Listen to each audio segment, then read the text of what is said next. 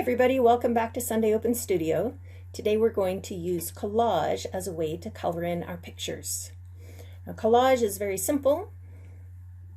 It's basically taking some glue, some scissors, and some magazine pages, cutting things apart, rearranging them on a piece of paper to create a new picture. You might have done this before by using whole entire pictures to create a collage. Today I want to use collage as a technique to color in pictures that we have drawn or pictures that we find in our coloring books. Here I have a picture of a crab that has all these nice spaces marked out for filling in with color, and I could fill those spaces with markers or crayons, or I could cut up pictures from magazines and fill those spaces in with the colors that I find in the magazines. And that's what I did here with this crab. I found lots of different blues in a magazine to make the ocean, yellows to make the sand, and oranges and reds, and a few yellows to make my crab. Another thing you can do is draw your own picture.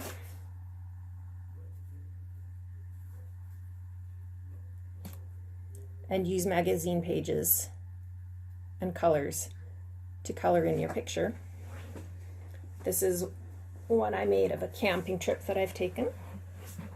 And I'll just bring it up closer to the camera so you can see what I did.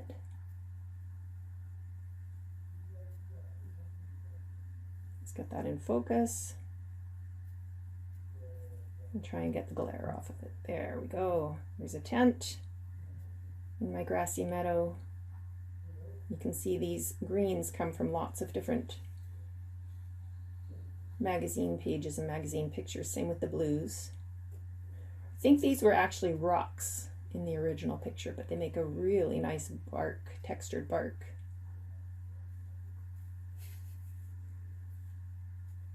And in one magazine I even found a picture of this eagle to throw into the sky. It was a perfect size for my picture.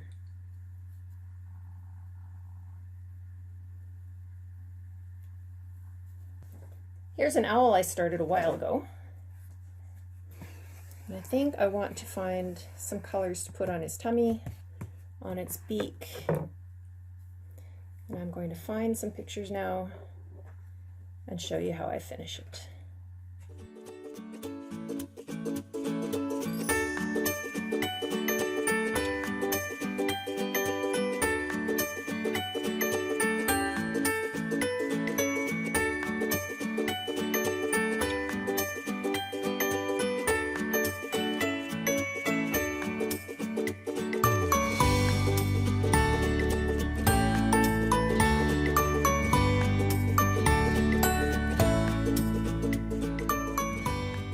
Now, if you notice, there are two ways you can tear paper. If you pull the paper towards you, you end up with a solid color, the color of your paper. If you push the paper away from you, you end up with a white border on it.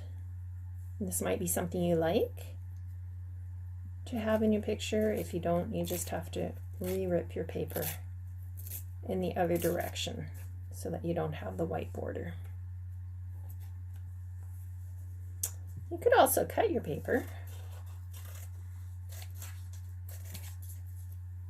Some people like to have the straight lines, or I guess the hard lines rather than the soft lines. All depends on the look that you're trying to achieve. I like to rip my edges. That's just me.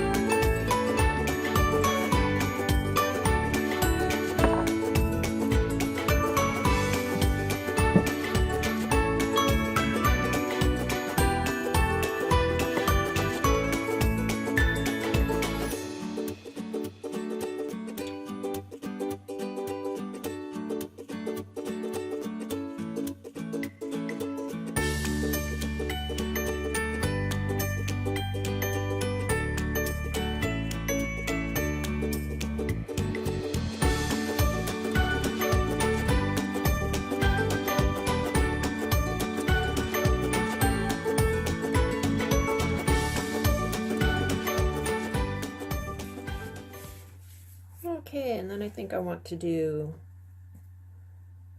the beak. What color should I make the beak? What would stand out well against all of those different colors that I already have on there?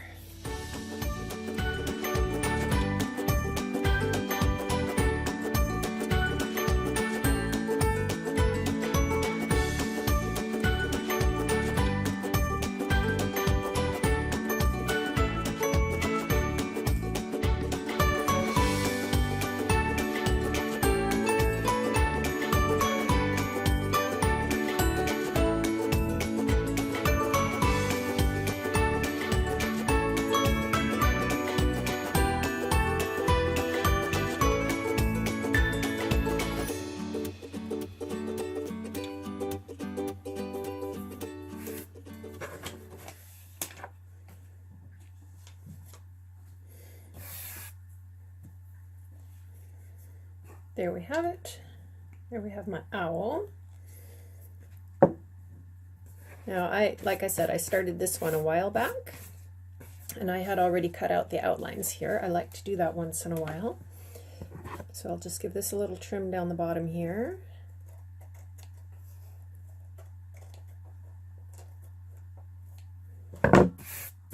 Clear the space.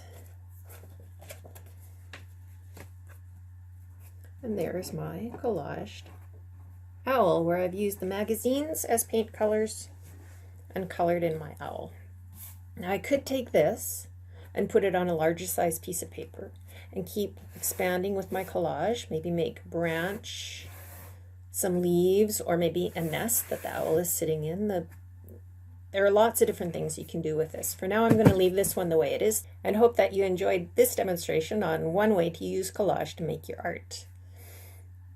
I love doing this. I love painting with magazine pages.